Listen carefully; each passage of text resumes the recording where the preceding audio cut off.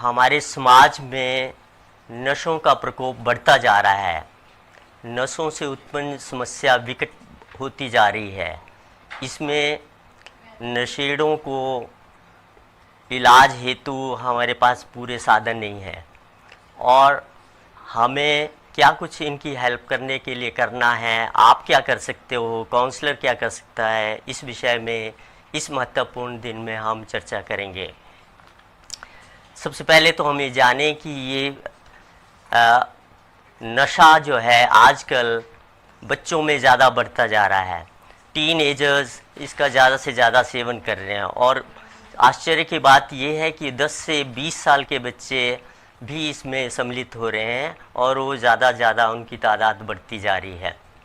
इसके कारण अनेक होते हैं और ये नशा लेने के कारण इनमें परिवर्तन आते हैं। ये परिवर्तन इनके व्यवहार को नकारात्मक करते हैं और ये व्यवहार इतने नकारात्मक होते हैं कि इनके जीवन को नुकसान करने लगते हैं, परिवार के जीवन को नुकसान करने लगते हैं।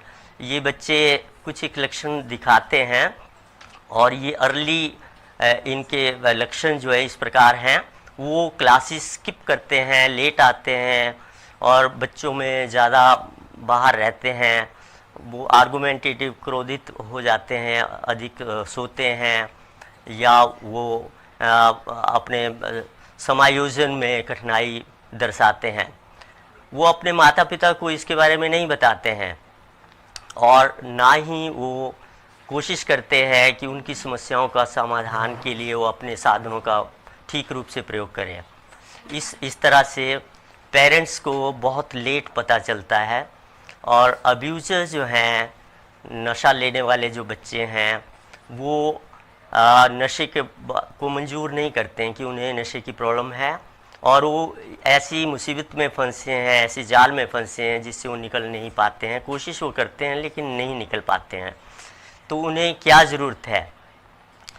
ज़रूरत उन्हें सहायता देने की है, उन्हें रिस्पेक्ट देने की है, उन्हें सपोर्ट देने की है। और जबकि हमारा समाज उन्हें नकारता है, उन्हें रिजेक्ट करता है और जिससे उनके नशा लेने की प्रवृत्ति और बढ़ जाती है। उनके नशे लेने से उनके जीवन और उनके परिवार के को काफ़ी नुकसान होता है और इस तरह से पेरेंट्स को चाहिए कि वो इस एज में सतर्क रहें, विजिलेंट रहें, बच्चे की हर हरकत पे नज़र रखें और कोशिश करें कि वो प्रोटेक्टिव और सपोर्टिव वातावरण दें। उन्हें सिंपथी दिखाएं और उन्हें ग्रोथ की तरफ या डेवलपमेंट की तरफ ले जाएं। काउंसलर कौन होता है, काउंसलर क्या करता है, इसके विषय में थोड़ा जानें। काउंसलर ट्रेंड क्वालिफाइड प्रोफेशनल होता है जो बच्चे की समस्याओं को ध्यानपूर्वक सुनता है, बच्चों की समस्या का विश्लेषण करता है, उसके बारे में प्लान बनाता है और ये सारे जो इन्फॉर्मेशन वो बच्चे से लेता है उसे सीक्रेट रखता है, उसे कॉन्फिडेंशियल रखता है। आपको हैरानी होगी कि 93% ऑफ द स्कूल्स भारतवर्ष में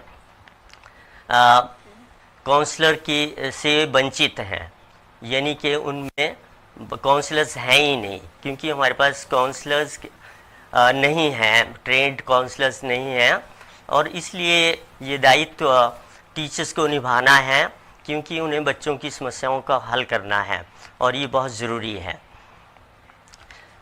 काउंसलर इंडिविजुअल काउंसलिंग में सिंपैथेटिक रिलेशनशिप बनाता है, बच्चे के साथ एकाकी रूप में अलग से चिंतन करता है, उसके सारे ड्रग रिलेटेड इश्यूज़ पे ध्यान देता है, उसमें से देखता है कि कौन इश्यूज़ महत्वपूर्ण हैं, कौन रिस्क फैक्टर हैं और बच्चे को डेंजर्स के बारे में सेंसिटाइज करता है, प्लान बनाता है कि कौन से व्यवहार, कौन से स्किल्स, कौन से उसके थॉट्स जो हैं वो चेंज करने के हैं और उनके बारे में कोई कंक्रीट स्टेप लिए जाएं।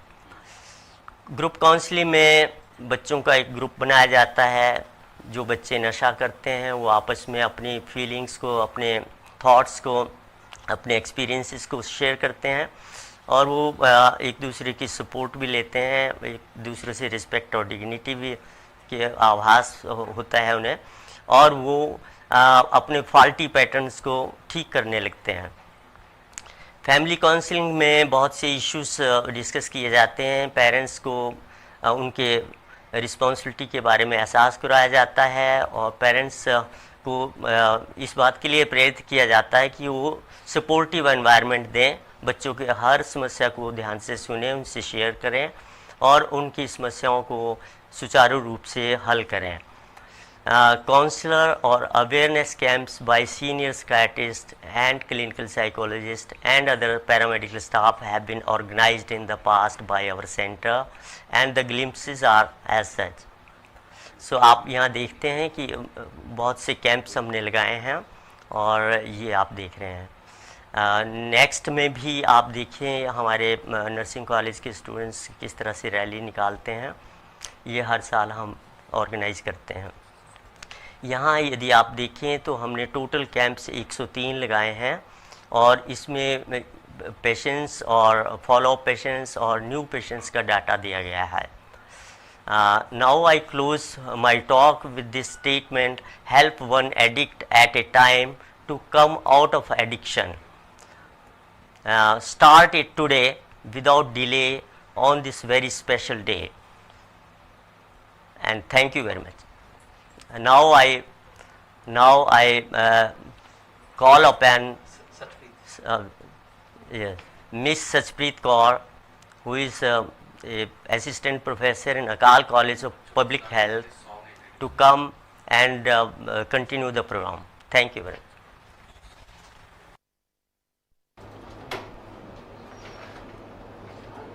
Thank you, sir.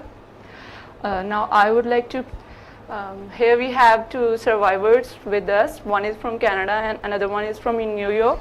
So here we go. Waheguru Ji Ka Khalsa, Waheguru Ji Ki Fateh. In my experience with addiction, I have seen rich people enjoying being addicted to marijuana, always drinking alcohol. My schoolmates who were indulged in drinking and smoking were performing well in school. So I felt this peer pressure of not using drugs and not being considered that high class of mad people. I became antisocial in fear of not being as popular as my classmates. This gave me a kick to move on to a path of addiction when I started my journey in university.